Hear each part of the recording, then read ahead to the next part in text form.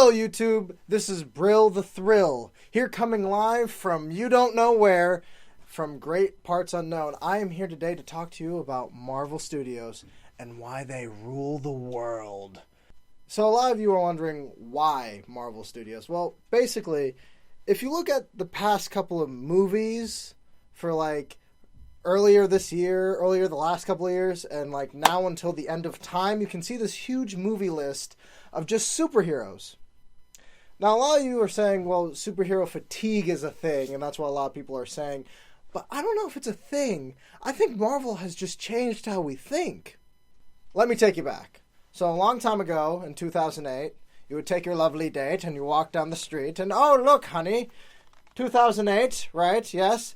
We look up and we see Iron Man. A lot of us didn't know what Iron Man was. And, except for us nerds in the community. Hey, what's up? But a lot of us didn't know that this was going to be a huge thing. And Iron Man just took off. It controlled everything.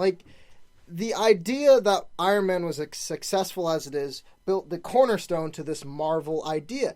And then after that, the movies just kept coming out. They had this big idea that they were going to connect the universe. And now I think the film industry has been so affected by this idea that Marvel had about connecting the universe that it's unescapable. Look at Universal. These geniuses over at Universal Studios actually think that we want to see a shared monster multiverse or a shared universe at Marvel. We want to see Dracula and freaking Frankenstein having a tea together. I don't want to see that. But for some reason, these execs think that, we're just giving money to Marvel that we all want to see it. Even Warner Brothers and DC Studios think that we need to rush a DC universe, comic book universe movie thing. I don't know if I want to see that either. I mean, yes, I do want to see Batman and Superman and Wonder Woman and Cyborg all teaming up, high-fiving a lot, going off to save the world. But I just don't know if they're doing it correctly. But I know what you're saying. You're like, Mike, we know this. We look around and we see it all the time. But the true evil here, young viewer, young lad, probably Timmy,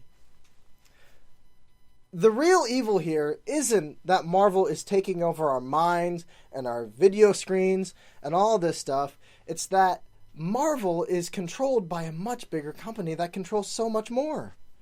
It's controlled by Disney. Ha-ha! I'm going to take over the world! Disney controls so much of our media intake.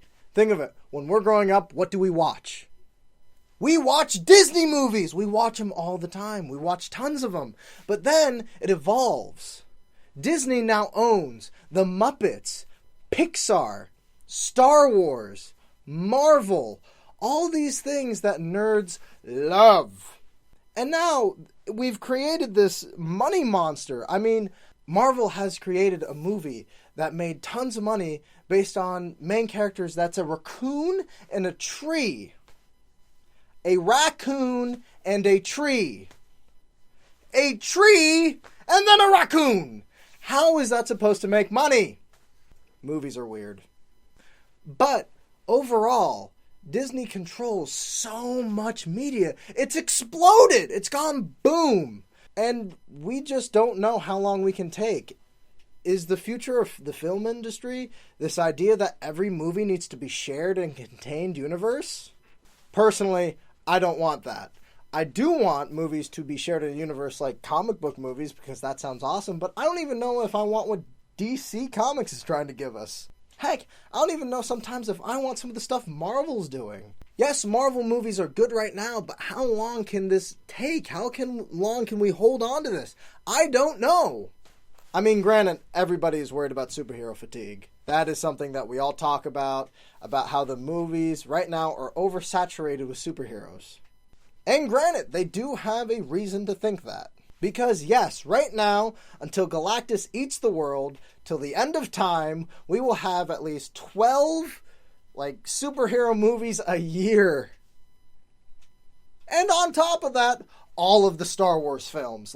All of them. That Star Wars movie you had in your head a while ago, that fan fiction about Luke and Leia actually getting together with Han, and then maybe Chewbacca's gay or something like that. You remember that one in your head?